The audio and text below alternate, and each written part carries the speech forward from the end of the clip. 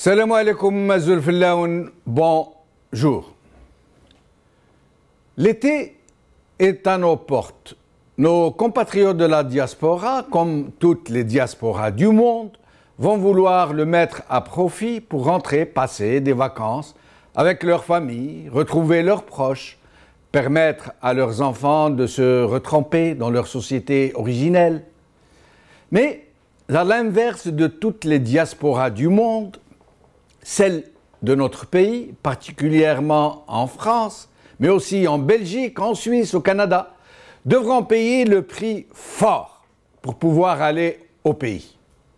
Contrairement à toutes les diasporas du monde, la nôtre est prise en étau par Air Algérie, qui appartient pourtant au secteur public, et Aigle Azur, une compagnie privée née dans les plis du régime, créée par des barons du même régime, et d'autre part par des compagnies maritimes qui profitent elles aussi de l'aubaine pour masquer leur mauvaise gestion sur le dos des émigrés. Ces deux compagnies, Air Algérie et Aigle Azur, ont conclu un deal pour ne pas baisser leurs prix et, dans le même temps, leurs complices, embusqués au sein du régime, empêchent toute compagnie low cost de venir en Algérie leur faire concurrence. Ils sont donc là, protégés par les lois et les chicanes savantes, pour pouvoir saigner nos compatriotes qui vivent ailleurs. Beaucoup, parmi ceux-là, ne sont pas rentrés au pays depuis des années maintenant, parce que le voyage est au-dessus de leurs moyens. À la longue, ils se sont déshabitués de leur pays d'origine et ils choisissent désormais d'autres destinations comme la Tunisie ou le Maroc, dont les tarifs promotionnels et low cost leur permettent de retrouver des sociétés qui ressemblent un peu à la leur sans se saigner pour autant. Mais, me diriez-vous, pourquoi Air Algérie affiche-t-elle de tels prix, des prix aussi exorbitants? Les réponses sont simples. D'abord, pour ne pas faire de concurrence à Aigle Azur qui tire l'essentiel de son chiffre d'affaires de ses lignes à destination ou en provenance d'Algérie. La seconde raison est que l'incompétence dont est affligée sa direction, depuis toujours d'ailleurs, ainsi que l'ahurissante pléthore des personnels, ne peuvent lui permettre d'équilibrer les comptes que si elle pratique des prix prohibitifs. Et encore. Et comme la diaspora est là, toute prête, c'est une aubaine. Il reste juste à empêcher toute autre compagnie étrangère de venir lui faire concurrence. Celles qui sont admises à vampiriser nos compatriotes émigrés et les voyageurs algériens d'une manière générale sont comme Aigle Azur, des parasites qui prospèrent sur la bête et que la non-concurrence, conclue en secret, arrange au plus haut point. Mais les Algériens qui vivent à l'étranger, comme nos amis du CCTA, ont compris qu'ils doivent s'organiser pour réagir, dénoncer cet accord illégal conclu entre Aigle Azur et Air Algérie, aller devant les tribunaux et les juridictions internationales. D'un autre côté, et ce n'est pas là un moindre mal, des oligarques algériens aux dents longues, dont les protecteurs se nichent au plus haut sommet de l'État, ont décidé de précipiter la chute d'Air Algérie. Ils veulent refaire ce qu'ils ont fait avec les autres grandes sociétés du secteur public. Ils les ont poussés à la faillite, à la cessation de paiement et les ont dispersés aux quatre vents avant de les acheter pour une bouchée de pain.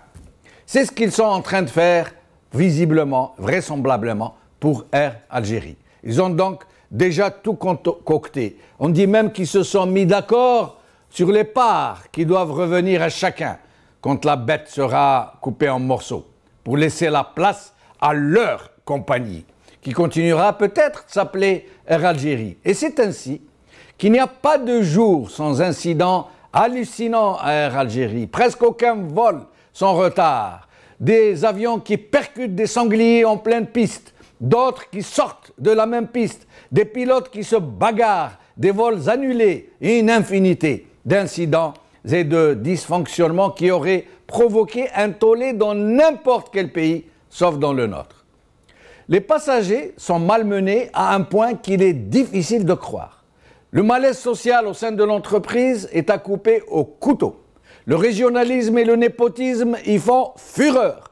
La loi de la jungle y sévit et des milliers de postes sont menacés dans une entreprise qui ne parvient pas à faire de bénéfices, bien qu'elle soit portée à bout de bras par les finances publiques. Ce sera donc notre sujet du jour. Notre standard sera ouvert à nos téléspectateurs pour la deuxième partie de l'émission, pour leur permettre de s'exprimer sur la question. Mais avant, nous allons recevoir Hussein Kourdourli, le premier médecin évaluateur de l'aviation civile, celui qui créa aussi, par ailleurs, le SAMU algérien, qui dirigea l'opération de la première ambulance normalisée du SAMU. Il fut médecin-chef de la protection civile et a occupé plusieurs postes de très haut niveau. Mais il a eu le tort d'avoir été trop intègre, trop compétent, trop strict avec ses responsabilités, dans un pays où la médiocratie et la mafiocratie règnent sans partage. Il n'a pas compris qu'il lui fallait composer, faire profil bas, slalomer, négocier les virages s'il voulait survivre au milieu des loups. Mal lui en prit. Il fut broyé, réduit en charpie. Sa vie professionnelle a été brisée. Sa vie est devenue un cauchemar. Nous allons le recevoir tout à l'heure et lui demander de nous raconter son calvaire, encore qu'il ne pourra nous en dire qu'une infime partie de tout ce qu'il a en dirait. Personne ne peut exprimer une telle hugra en quelques minutes. Vous saurez comment on ravage la vie des hommes qui osent tenir tête au maître de ce pays. Aujourd'hui, Collectif CCTA appelle à la participation financière pour stopper le racket d'Air Algérie et ses pseudo-concurrentes. Le jeune indépendant. Il devrait assurer le vol Constantine-Lyon, un avion d'Air Algérie cloué au sol à cause d'une dispute entre le pilote et le copilote. Algérie 360 degrés. Air Algérie et Aigle Azur, des tarifs spécial Ramadan. Avec nous donc au téléphone le docteur Hussein Kourdourli, celui qui fut donc le premier médecin évaluateur de l'aviation civile, et en image, en Skype, Hajab Saleh, membre fondateur du collectif contre la cherté du transport aérien, le CCTA. Docteur Kourdourli, merci d'avoir accepté de nous parler de ce qu'on vous a fait endurer. Je vous en prie, parlez-nous, confiez-vous à vos frères et sœurs qui vous écoutent. Je vous en prie. Hajab Saleh, membre fondateur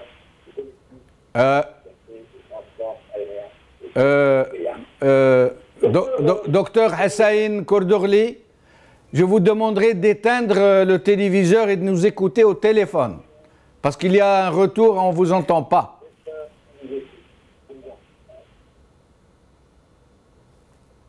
Nous revenons à vous dans un petit moment.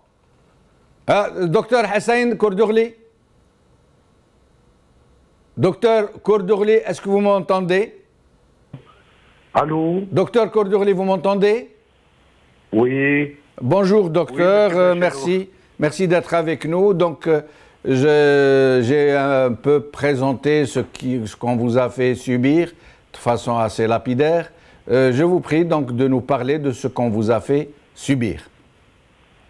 Monsieur Machinouf, je tiens à vous remercier d'abord. Remercier cette chaîne qui a permis à tous les Algériens de pouvoir s'exprimer et d'exprimer la reconnaissance envers cette chaîne qui permet, dans le jargon de la victimologie, d'élaguer les problèmes de tout un chacun. Merci à vous. Je vous en prie. Vous avez fait une présentation un petit peu. Le calvaire que je vis depuis maintenant à partir de 94, et c'est très juste, où j'ai été complètement laminé, cassé, menacé par les armes. Je dis bien par les armes, et les documents existent. Des plaintes ont été déposées parce que j'ai osé braver j'ai refusé de tomber sous l'égide de la corruption. Beaucoup plus, pas la corruption financière, mais la corruption administrative, où on a voulu des gens, au niveau de la protection civile, on en fait du recrutement un fonds de commerce. Donc ils viennent vous faire des injonctions dans le cadre des recrutements, en faisant fi des textes de la République. À titre d'exemple, comme ça au passage, je vais vous citer les gens qui sont au service national, où une bonne partie y figure, ainsi que les équipements acquis.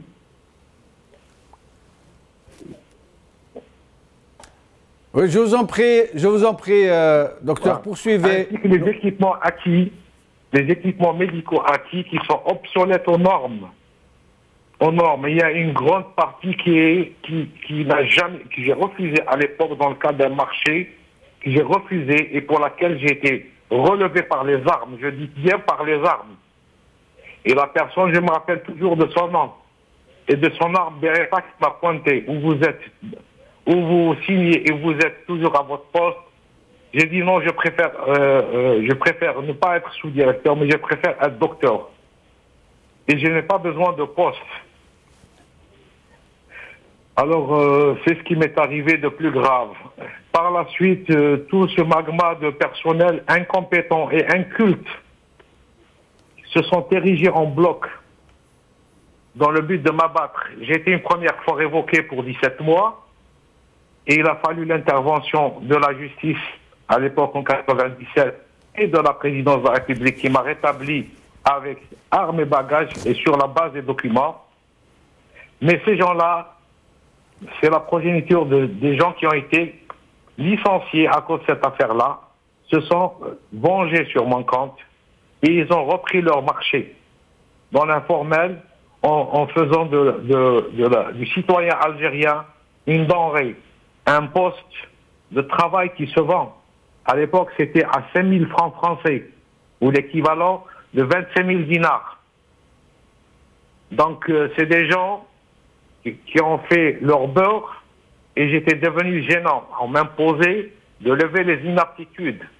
Et les vérificateurs de la fonction publique, que j'accuse en même temps, et qui existent, et avec les noms, et ça a paru dans la presse, qui levaient les réserves médicales jusqu'au moment où il y a eu des morts d'hommes et des jeunes hommes de 24 ans, de 23 ans. Ça, c'est grave quand on ne valorise pas dans un pays l'être humain. L'être humain n'a plus de valeur dans ce pays. On est là juste derrière le produit. Achetons bledi. Ou bien, quand il n'y a plus d'argent, quand il n'y a plus de matelas financier, on se rabat sur le produit. Et vice-versa. Or, dans le système du management, il y a 3 ressources. La ressource humaine, la ressource financière et la ressource matérielle. Mais nous, on a toujours privilégié les 2 autres, ou l'argent ou le produit. Mais la ressource humaine n'a aucune valeur chez nous. Moi, j'ai fait mon métier, et les gens d'Alger et des autres wilayas se rappelleront toujours de moi et de mes confrères qui ont sillonné au début des années 80, fin des années 80 et début 90, des médecins en tenue blanche dans des ambulances de pompiers qui allons au secours des blessés, des traumatisés de la route, des accidents ferroviaires, de tout. Par la suite, il y a eu les balistiques. Et là, on a eu le gros lot. On n'a ni été formé ni à l'étranger. On a conçu une ambulance à l'échelle algérienne avec les moyens de bord et c'était la première qui a sauvé des milliers de gens. Et par la suite, cette ambulance qui a connu ces graves péripéties au niveau de Sidi Moussa, où 2 confrères, l'un a été abattu, le docteur Lekhalla Yarhamou, et l'autre, je ne vais pas citer de nom, c'était une dame, et qui est devenue presque un cas psychiatrique. Donc ces gens-là qui ont bravé durant la tragédie,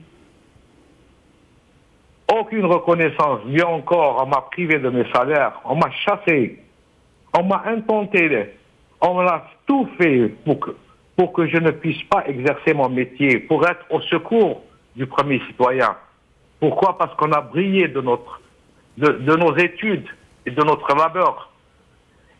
ils ont été jusqu'à nous changer de tenue pour nous confondre avec les pompiers. On portait des combinaisons blanches homologuées.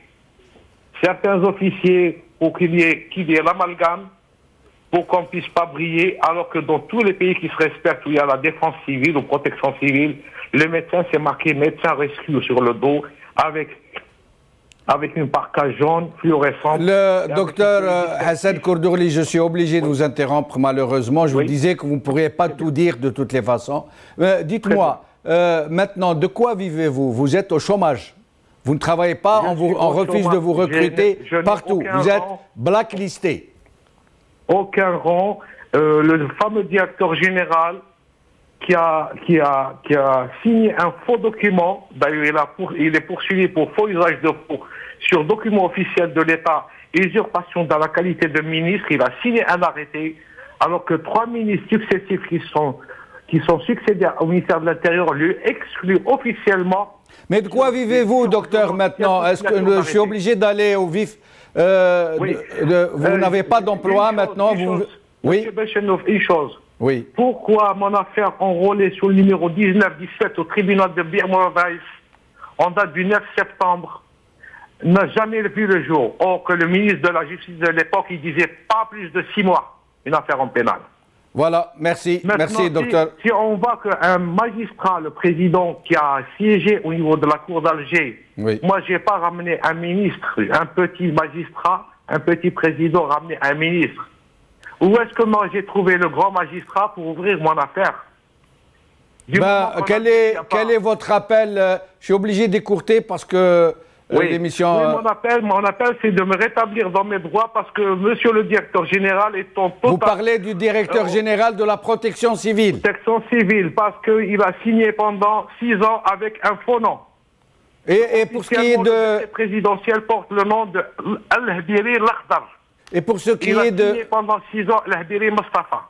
Merci docteur Kourdourli. Je suis obligé de vous interrompre. Je suis désolé parce que l'émission est très longue et très courte et nous avons déjà... En tout cas, je vous remercie. Restez avec nous si vous le souhaitez. Peut-être pourriez-vous intervenir tout à l'heure. Saleh Hajjab. Bonjour Jamal. Merci d'être avec nous, Alain Bek. Alors, Saleh, cette histoire de CCTA, vous êtes en train de lancer un appel pour faire financer vos actions parce que vous avez besoin d'aller dans le concret, d'attaquer en justice en Europe, Aigle Azur et Air Algérie pour entente illégale sur le dos des consommateurs. Est-ce que vous pouvez nous en dire plus? Oui, merci Jamal de nous donner cette chance de pouvoir s'exprimer et s'adresser aux Algériens. En fait, oui, nous avons, après les différents courriers, les différents courriels, les différents rassemblements, les pétitions adressées au ministre du Transport, au secrétaire d'État chargé de la communauté, au Premier ministre, au Monsieur le Président, la seule réponse était un silence méprisant. Donc aujourd'hui, nous avons compris qu'il faut vraiment changer la façon d'agir.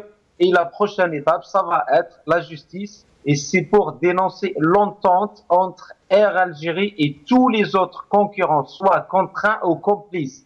Et quand on dit contraint ou complice, c'est-à-dire le vrai complice numéro 1, c'est Aigle Azur. Et après, ça vient les autres comme Air France et d'autres compagnies qui s'alignent alors qu'ils savent bien que c'est illégal. Elles ne peuvent pas pratiquer ça. C'est quelque chose de contre la loi européenne. Donc nous, aujourd'hui, en tant que citoyens européens, on doit agir, on doit aller vers cette justice-là. Et pour y aller, il faut absolument demander à des avocats d'intervenir. Et ces avocats, il faut les payer. C'est pour ça, aujourd'hui, on s'adresse à la communauté algérienne pour leur dire arrêtez de râler, arrêtez de pleurer, arrêtez de couper le cordon avec l'Algérie, parce que aussi, ne pas y aller en Algérie, ce n'est pas la solution. La situation ne va pas changer. Venez ensemble, on travaille, on vous garantit la transparence totale, on travaille tous ensemble. S'il y a d'autres Algériens dans un autre pays européen qui veulent faire une démarche aussi en parallèle dans une autre justice, qu'ils le fassent. Donc, il n'y a aucun problème. La seule chose qu'on dit aux Algériens, arrêtons de râler sans agir.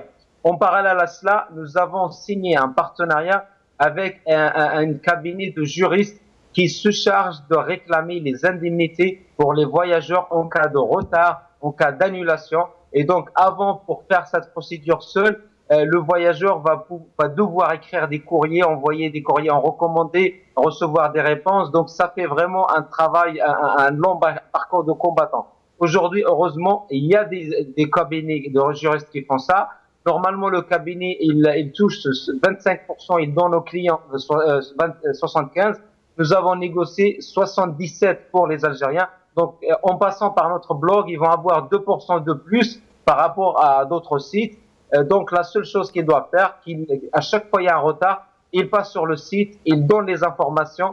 Une fois leur demande, elle est éligible et ils vont devoir envoyer 2-3 documents. Rappelez-nous le site, rappelez-nous l'adresse de votre site.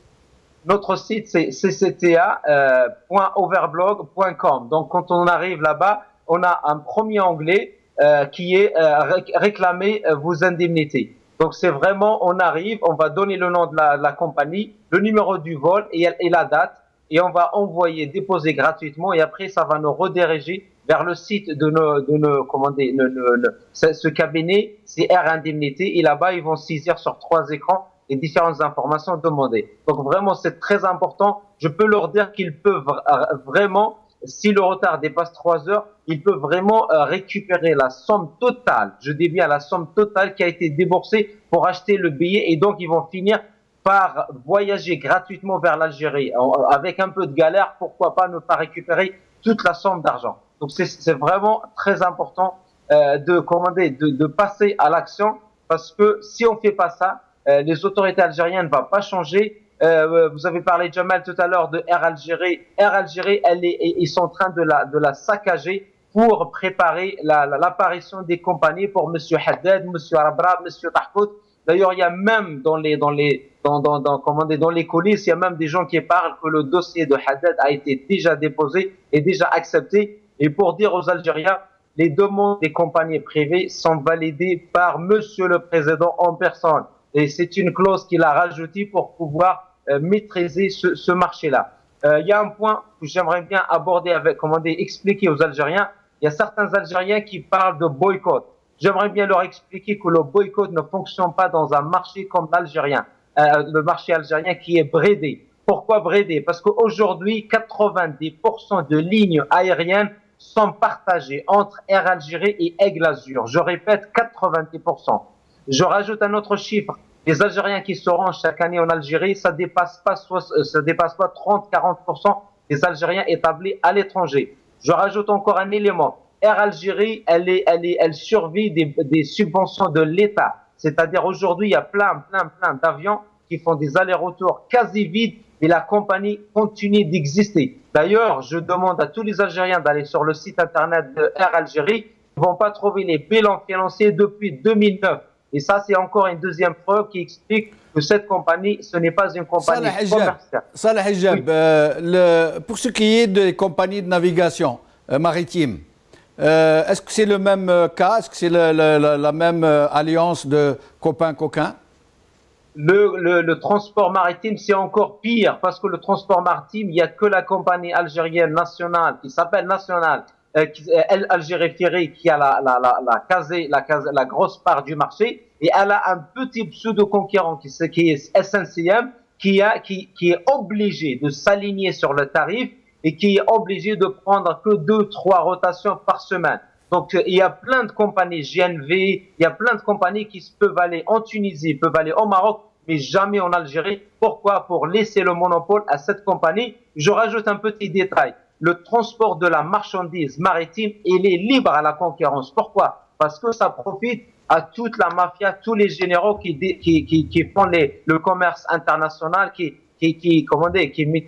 dirigent les conteneurs. Mais quand il s'agit de Algériens qui doivent rentrer chez eux, là, on va les bloquer avec la compagnie qui nous oblige de voyager dans des poubelles flottantes. Je le dis bien poubelles, parce que tous les Algériens ont remarqué l'état de la saleté des bateaux algériens, Tariq, Al Jazeera 2 et autres. Donc c'est pour ça, on va commencer par le transport aérien, mais nous allons pas nous arrêter ici. Salah Hijab, il ne nous reste plus beaucoup de temps, donc je vais vous demander de me répondre assez brièvement sur la dernière question avant d'ouvrir le standard.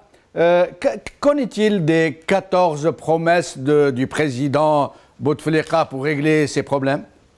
14. Alors, les 14 promesses, on peut dire clairement et ouvertement que c'était vraiment des foutages aux Algériens. Nous avons adressé une lettre le 18 avril à Monsieur le Président, personnellement, entre parenthèses. Nous avons demandé une audience à Monsieur le Président. Si ce n'est pas une audience à nous, parce que nous sommes des Algériens, qui nous considèrent des étrangers, il nous accorde cette audience. Et aujourd'hui ou hier, il y a un article, un interview avec Monsieur qui est censé être député des Algériens France Nord. Et il a dit que les 14 promesses n'ont pas été honorées. Et il a essayé de souiller le couteau sur le dos des ministres en disant que le programme de président est magnifique, mais c'est les ministres qui n'ont pas fait leur boulot. Donc les 14 promesses, c'est jeté à l'oubliette, c'est des pipeaux, c'est rien. Oui. Salah Hijab, je vais vous demander de rester avec nous pour répondre éventuellement aux questions de nos téléspectateurs qui vont nous appeler au téléphone, mais je reviens à vous dans une minute. Je voudrais remercier Dr Hussein Kordourli, que nous retrouverons certainement bientôt pour lui permettre de s'exprimer plus avant sur ce qu'il a subi. Merci Dr Hussein Kordourli. Donc nous allons observer un petit intermède et nous revenons vers vous.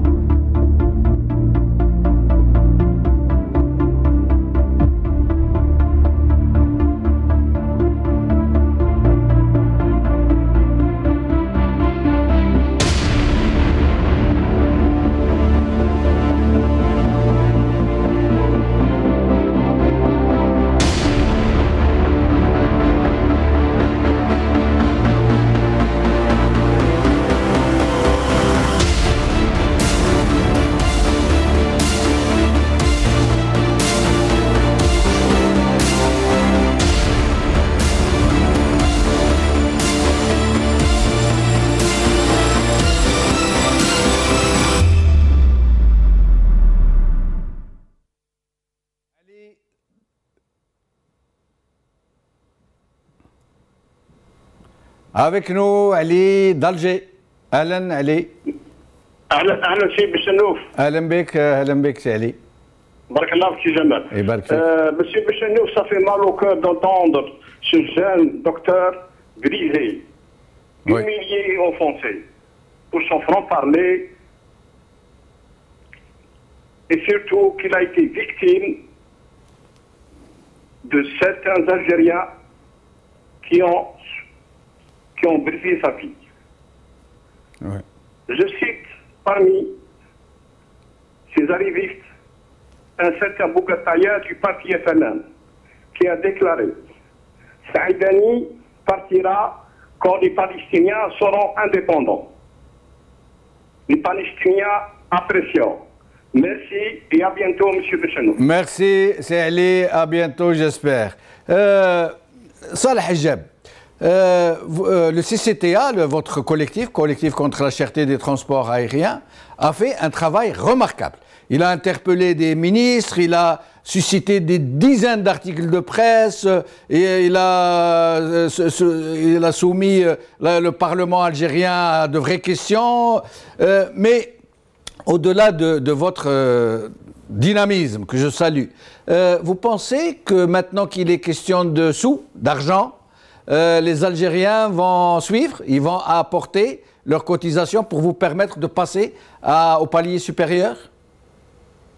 Oui, bien sûr, Jamal. Donc, moi, j'ai vu certains Algériens commenter sur Facebook en disant il y a plus d'opposition, il y a plus d'Algériens. Et donc, je leur ai rappelé, je leur ai dit, il y a des hommes libres partout en Algérie, même dans le monde, jusqu'à la fin de ce monde.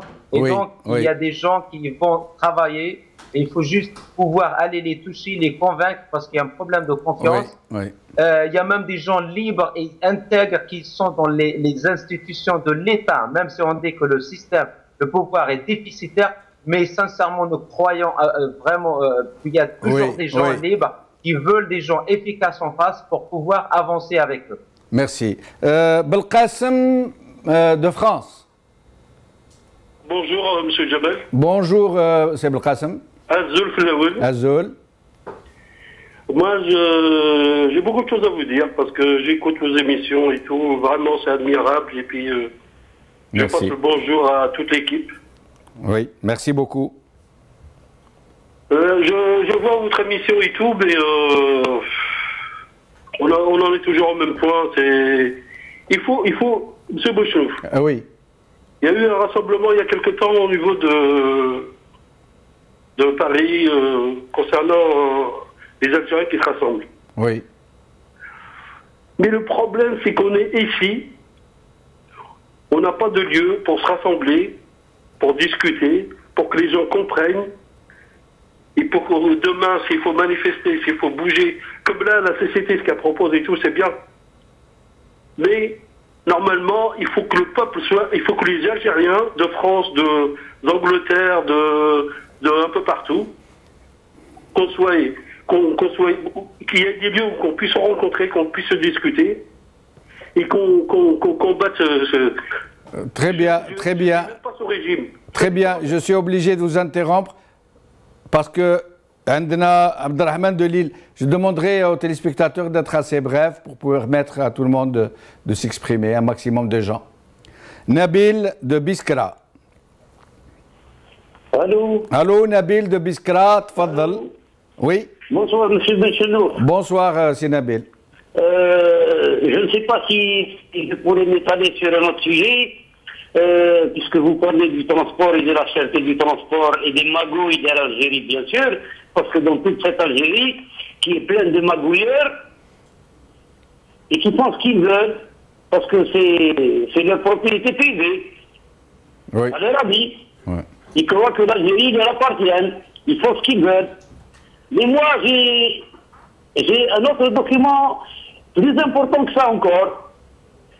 Dites-nous. Et je vous rappelle que je suis un ancien gradé de l'armée. Oui. Un document en ma possession qui puisse compromettre des gens qui m'ont fait du mal lorsque j'étais en service. Écoutez, Nabil de Biskra, laissez votre numéro à Soumeya, nous vous rappellerons, c'est promis. Salah Hijab. Abdelrahman, plutôt Belkacem de France, nous a dit que le problème était un problème de réunion pour pouvoir se retrouver, pour discuter des actions à mener, etc. Vous l'avez entendu. Qu'est-ce que vous pourriez lui répondre? Moi, tout ce que je peux lui répondre, c'est vraiment, j'aimerais bien que tous les Algériens sortent des analyses et des critiques et proposent des solutions. À notre cher ami, lui, dans son quartier, il peut voir où sont les Algériens pour les voir. Il va les voir dans le marché, il va les voir dans un café, il va les voir dans une association de son quartier, il va les voir même à la mosquée. Et au bout d'un moment, ils vont se rapprocher d'autres Algériens. Mais dire, il faut un lieu, oui, cette action c'est bien, mais je pense sincèrement cette action, j'aimerais bien lui dire, est-ce qu'il a participé au rassemblement? Je pense la réponse, elle est non. Donc aujourd'hui, essayons d'être vraiment, quand on parle de l'action, essayons d'être vraiment dedans et oui. Avant de dire celle-ci n'est pas bonne, oui. vraiment certain de proposer la meilleure. Oui, merci. Abdelrahman de Lille. Abdelrahman de Lille. Abdelhamid de Lyon. Abdelhamid de Lyon, je vous en prie, c'est Abdelhamid. Oui, bonjour Jamel. Bonjour Abdelhamid. Allah ysalmak, ça nous fait plaisir de faire ce débat qui est très important pour la communauté algérienne dans le monde et surtout en France. Je remercie au passage Dr Hassaïn pour toute sa sincérité et M. Salah Hajab du mouvement CCTA qui a fait de bonnes initiatives pour la communauté algérienne ici en France. Bon, ce que je peux dire, Air Algérie, comme vous savez, c'est une compagnie qui est à bout de souffle, c'est comme la mémé qui est dans le coma, à l'image d'un système qui est défaillant, médiocratie, mafiocratie, tu peux dire de tous les mots. Oui. Voilà, il y a deux compagnies qui font la pluie et le beau temps, c'est dommage. Oui. Je suis un petit peu fina, bon, je sais pas. Bon, Salah Hijab va vous répondre, je vous remercie. Monsieur Ben Abdallah de Tlemcen. Jamal. Bonjour.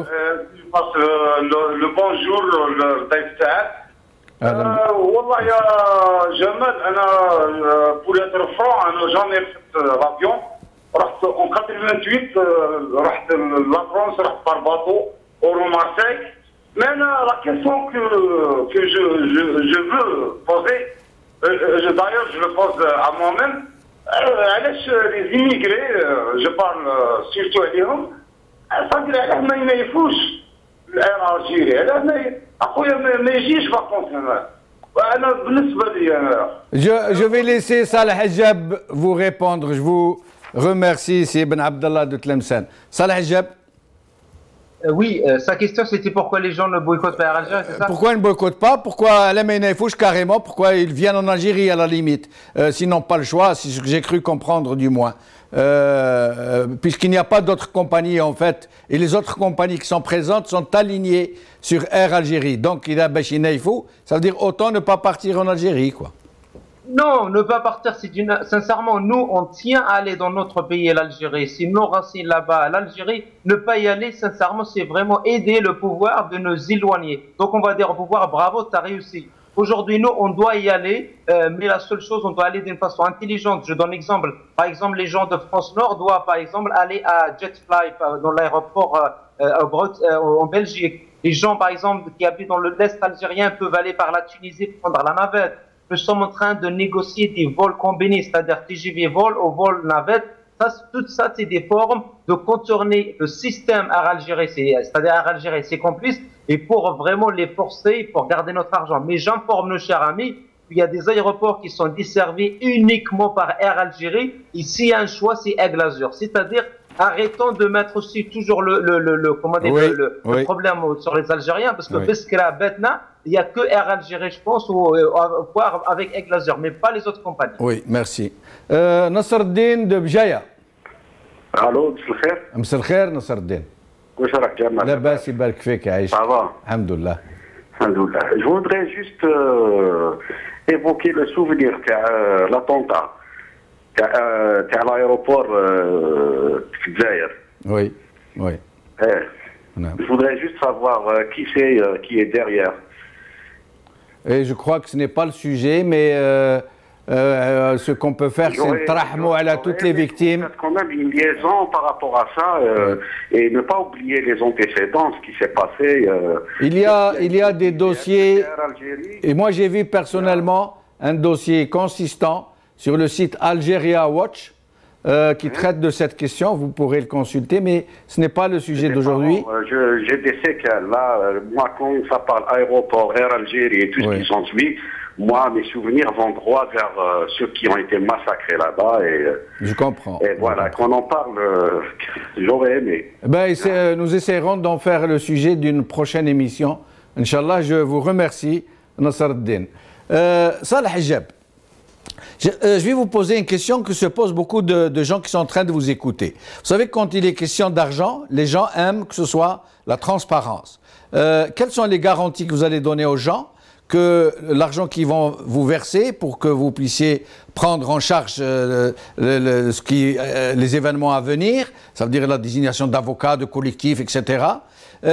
Quelle garantie leur donnerez-vous pour les assurer que cet argent sera géré de façon transparente? Alors, les garanties qu'on va donner, nous avons choisi que les méthodes traçables, c'est-à-dire nous avons publié le RIB de l'association, nous avons créé un compte PayPal et nous proposons la dernière solution, c'est par chèque à l'adresse du siège de l'association. On ne veut pas avoir de l'espèce parce que il y a des soucis derrière de gérer. Nous informons les Algériens qu'avant le collectif, il y avait on a encore l'association Al-Qaïd, l'association de la communauté algérienne. Elle a toujours fonctionné sans compte parce qu'on débourse l'argent de nos poches pour éviter les histoires de l'argent. Donc, et on a rajouté un dernier détail. Les gens qui vont financer cette procédure, on va les mettre tous en contact. C'est notre rêve. Notre rêve, c'est le jour où on va réussir, on va gagner cette procédure. Notre rêve, c'est de rassembler toute cette équipe-là et parler tous ensemble parce que dire, oh bravo, comment dire, c'est l'union et l'action qui a permis d'arriver à vraiment à faire cette action. Donc là, on leur garantit toute la transparence ce sera traçable. Les gens qui vont participer vont recevoir un relevé de la banque, de l'association d'une façon systématique. Quelle est la somme que vous espérez, globalement à peu près? Nous, aujourd'hui, l'avocat a demandé 5 000 € hors taxe. Aujourd'hui, nous sommes arrivés à 1 250, donc c'est-à-dire on est arrivé presque au un quart. Donc moi, je pense que les autres Algériens, surtout ceux qui habitent, par exemple, au Canada, qui habitent ici en Europe, ceux qui ne sont pas descendus, moi je parle de ceux qui travaillent. Il faut qu'on sache que ce combat-là, il est aussi pour les retraités qui sont aujourd'hui dans les chambres de foyer, qui ne peuvent pas aller en Algérie. Mais c'est aussi une autre façon de répondre aux gens qui parlent de boycott.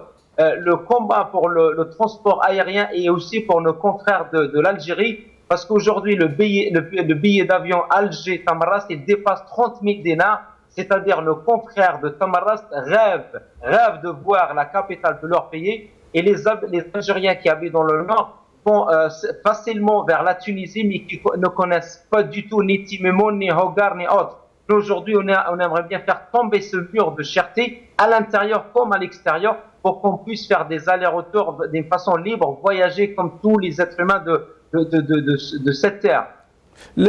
Quelqu'un m'a dit tout à l'heure, quelqu'un qui vit en France, il m'a dit que depuis 2 ou 3 ans maintenant, les Algériens qui ne peuvent plus se permettre de rentrer chez eux partent massivement en Tunisie, au Maroc et en Turquie, où ça leur coûte beaucoup moins cher. Vous confirmez?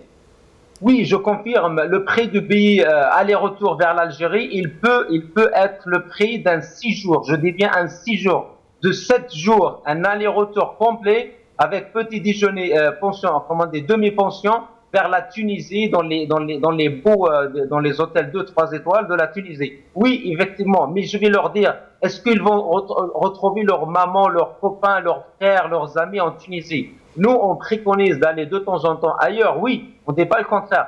Mais l'Algérie, ça reste notre mère, ce n'est pas nos proches, nos parents ne sont pas en Turquie, malheureusement. Et donc c'est pour ça, on doit pouvoir avoir le choix d'aller en Algérie quand on veut et aller ailleurs quand on veut aussi. Oui. Jamel de France. Jamel? Oui. Je vous en prie, Jamel, vous êtes en ligne. Bah écoutez, je vous parle au niveau le problème à Algérie actuellement. C'est pas la première fois, c'est pas la dernière fois, c'est tout le temps. Soit le billet il est trop cher, soit pour les retards, ça on parle plus. Tout le temps en retard. Je comprends pas pourquoi. Et pour les billets, je comprends pas aussi pourquoi ils sont toujours plus chers que les autres compagnies. Voilà quoi. Moi ça fait longtemps que j'ai pas pris à Algérie, je prends toujours Aigle Azur. Je peux dire la concurrence, il n'y a pas de souci. Mais Aigle Azur et Air Algérie, c'est les mêmes prix, je crois. Non, c'est pas le même prix, non, c'est jamais de la vie, c'est le même prix maintenant. Moi, c'est ça que je comprends pas, pourquoi à l'Algérie, toujours, il y a 100, 200 € de plus à Glazure, hein. Alors, nous allons laisser Salah Hijab vous répondre. Salah Hijab. Oui, j'aimerais bien dire que Aigle Azur, elle n'est pas très loin de Air Algérie. Il y a toujours 10, 20, 30 €, 50 € max. J'aimerais bien dire à notre ami que Aigle Azur, elle propose des billets aller-retour Paris-Lisbonne en Portugal, sachant qu'il y a 1700 km à 94 €. Le même jour, il y a des billets Paris-Alger 336 €. C'est-à-dire plus de 3 fois le plus. C'est clair. Adel de Paris. تفضل سي عادل. Allô, السلام عليكم. وعليكم السلام ورحمة الله. Je voulais participer parce que on a un gros problème avec Air Algérie à chaque fois qu'on réserve ou la hacha. Oui. Donc moi j'ai une famille nombreuse. Oui. J'ai 5 enfants, Allah يبارك. Allah يبارك. Pour acheter les billets, c'est galère. Sinon, même quand on voulait partir, par exemple, j'ai des vols des fois à 10 heures. Quand j'arrive sur place, il n'y a plus de place. Ils me disent, ouais, il faut prendre le prochain vol. Après qu'on attend le prochain vol, il n'y a plus de place. Ils disent, ouais, nous tard, le plus tard possible. Adel, Salah Hijab, le collectif du CCTA, lance un appel pour collecter des fonds pour justement attaquer ces compagnies devant des juridictions civiles et dénoncer cette entente qui se fait sur le dos des consommateurs. Pourquoi il n'y a pas de répondants? Pourquoi les gens ne cotisent pas? Pourquoi ils ne participent pas? Les gens, ils parlent, mais après, il n'y a personne. Quand on va au bout, on ne trouve personne. C'est ça le problème. Si on met tous une main sur une main, on avance. On va avancer, on va faire quelque chose. Mais contre qui? Est-ce que... Toujours, ils disent, ouais, les chefs, après les supérieurs, chacun. Il n'y a personne qui dit, ouais, c'est nous. À chaque fois, ils vont t'envoyer aux supérieurs. Et les supérieurs, c'est qui? On ne sait même pas qui c'est. Merci Adel. Saleh Hijab, vous venez de me dire que Aigle Azur assure un vol Paris-Lisbonne de 1700 km à 94 €. Et Paris-Alger, combien? 336 €. Nous avons ici. Et quelle est la distance? Quelle est la distance entre Paris et Alger? Paris-Alger, c'est moins de 1500, c'est-à-dire c'est plus proche. Ça veut dire pour un trajet moindre que celui de Lisbonne, pour lequel elle encaisse 94 €, elle encaisse plus de 300 €. Exactement. C'est incroyable.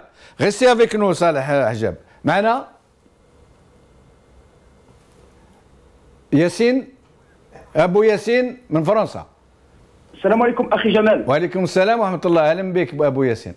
Merci. Merci. Akhi Jamal, je veux participer à cette émission, mais par contre, moi, c'est pas question que je contredis votre invité, mais seulement je veux lui dire quelque chose qu'il a dit quelque chose. Il me paraît pour moi un petit peu anormal concernant cette organisation, bien cette association.